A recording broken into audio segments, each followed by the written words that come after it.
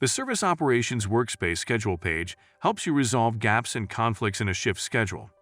These features help you manage your team effectively. I'm Ananya, manager of the hardware team.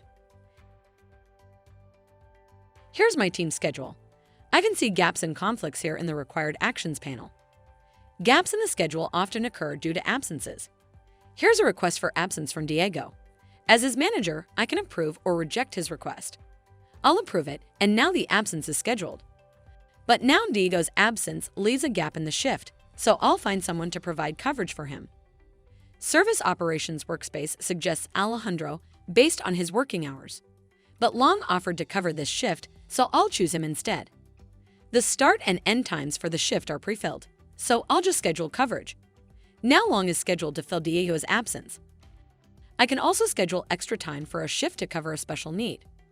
We have a big project on Friday evening, so I'll schedule 2 extra hours at the end of Friday's shift. I'll click Working Hours and choose Schedule Extra Time. The start of the extra time is pre-filled, using the end of the regular shift. I'll extend the shift by 2 hours and schedule. Now my 2 agents are scheduled for the extra time.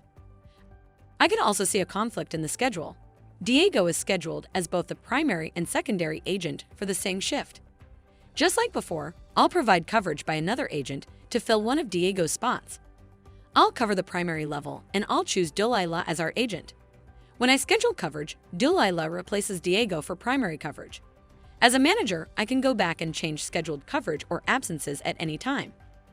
Service Operations Workspace helped me resolve the gap and conflict in our schedule quickly and easily.